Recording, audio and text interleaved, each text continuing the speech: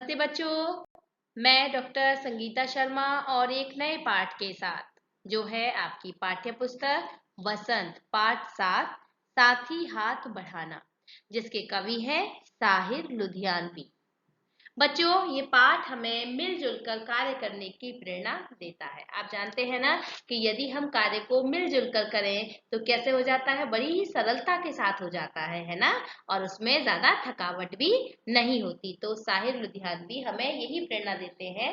तो मैं कविता को शुरू करती हूँ। साथी हाथ बढ़ाना, एक अकेला थक जाएगा मिलकर बोझ उठाना। साथी हाथ बढ़ाना, हम मेहनत वालों ने जब भी मिलकर कदम बढ़ाया। सागर ने रास्ता छोड़ा, पर्वत ने शीश झुकाया। फौला दी है सीने अपने, फौला दी है बाहें। हम चाहें तो चट्टानों में पैदा कर दें राहें। साथी हाथ बढ़ाना। तो बच्चों, पहले कठिन शब्दों का अर्थ जान लेते हैं।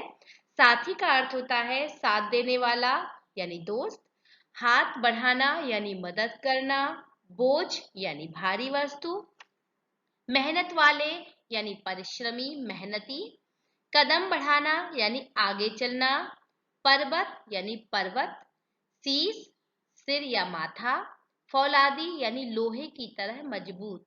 सीना यानी छाती।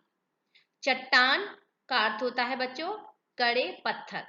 पैदा कर दें राहें, इसका अर्थ होता है रास्ता निकाल दें। तो बच्चों, शुरू करती हूँ मैं इस पद की व्याख्या। तो यानी साथी हाथ बढ़ाना, एक अकेला थक जाएगा मिलकर बोझ उठाना। साथी हाथ बढ़ाना।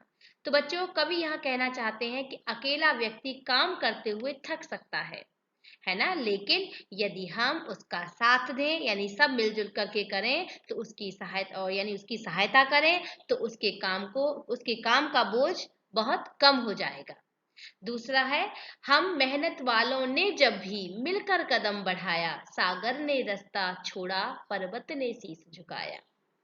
यानी अब कवि कहना चाह रहे हैं कि परिश्रमी लोगों ने जब भी मिलकर काम किया है, वे पर्वत और सागर को भी पार कर गए हैं, है ना। यानी जब भी किसी भी व्यक्ति ने क्या किया है, परिश्रम किया है, तो वो अपने परिश्रम के बल पर पर्वत से, जैसे कहते हैं ना, इतने बड़े से बड़े पर्वत को और विशाल से विशाल सागर को भी पार कर गए हैं। फौला दी है सीने अपने, फौला दी है बाहें। हम चाहें तो चट्टानों में पैदा कर दें राहें। यानी कवि यहाँ कहना चाहते हैं कि हमारी बाहों में ताकत है और हमारे सीने में हिम्मत है। हम चाहें तो पत्थरों में से भी रास्ता निकाल सकते हैं, और है ना, बस हमें मिलजुल कर कार्य करने की आवश्यकता है। दूसरा पद है, मेहनत अपने लेख की रेखा, मेहनत से क्या डरना। कल गैरों की खातिर की, आज अपनी खातिर करना। अपना दुख भी एक है साथी, अपना सुख भी एक। अपनी मंजिल सच की मंजिल, अपना रास्ता नेक। साथी हाथ बढ़ाना। तो कठिन शब्दों का अर्थ जानते हैं। लेख की रेखा यानी भाग्य का लिखा। गैरों यानी पराया, दूसरों का। खातिर यानी के लिए। मंजिल यानी लक्ष्य। नेक यानी भलाई या अच्छा। तो बच्चों, इसमें कवि कहना चाह रहे हैं कि मेहनत अपने लेख की रेखा, मेहनत से क्या डरना। तो तो यानी कवि कह रहे हैं कि मेहनत हमारा भाग्य है, यही हमारा जीवन संवारेगी। यानी हम परिश्रम से ही, कठिन परिश्रम से ही अपनी किस्मत को बदल सकते हैं, है ना। और यही हमारे जीवन को संवारेगी, इसलिए हमें मेहनत से कभी भी डरना नहीं चाहिए। कल गैरों की खातिर की, आज अपनी खातिर करना। यानी कल जब हम गुलाम थे, गुलामी के दिनों में जब हम क्या था कि यानी जब हम गुलाम थे, तो गुलामी के दिनों में हमारी मेहनत का कौन फायदा उठाता था, दूसरे लोग फायदा उठाते थे। आज हम, और जब हम आज आजाद हैं और हमारी मेहनत हमारी ही तरक्की के द्वार खोलेगी। फिर है, अपना दुख भी एक है साथी, अपना सुख भी एक। तो यानी कवि कह रहे हैं कि अब हमारा सुख दुख एक है। यानी अब, यानी हमारा जैसे, यानी दूसरों का दुख दुख हमारा दुख है और हमारा सुख दूसरों का सुख है। हमें अच्छाई की राह पर चलते हुए, है ना। यानी यहाँ पर कवि कह रहे हैं कि अपनी मंजिल सच की मंजिल, अपना रास्ता नेक है साथी, साथी हाथ बढ़ाना।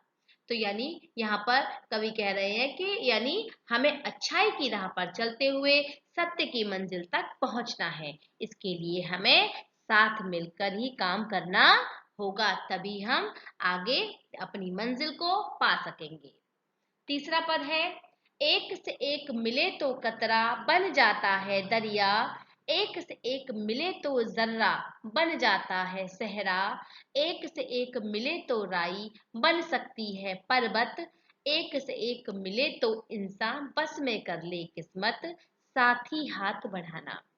तो बच्चों पहले कठिन शब्दों का अर्थ जान लेते हैं। कतरा का अर्थ होता है बच्चों पानी की बूंद, दरिया यानी नदी, जर्रा यानी कण, सेहरा यानी रेगिस्तान, और राई यानी सरसों, इंसान यानी इंसान मनुष्य, किस्मत यानी भाग्य। तो यानी एक से एक मिले तो कतरा बन जाता है दरिया। तो कवि के कहने का भाव यह है कि एक एक बूंद पानी की मिलकर नदी का रूप ले लेती है। यानी बूंद बूंद से क्या होता है ना, बूंद बूंद से समंदर भरता है ना। तो यानी एक एक बूंद पानी की जो है वो मिलकर के क्या बन जाती है, नदी का रूप ले लेती है। एक से एक मिले तो जर्रा बन जाता है सहरा। तो यानी जर्रा का अर्थ है यहाँ पर बच्चों एक कण से।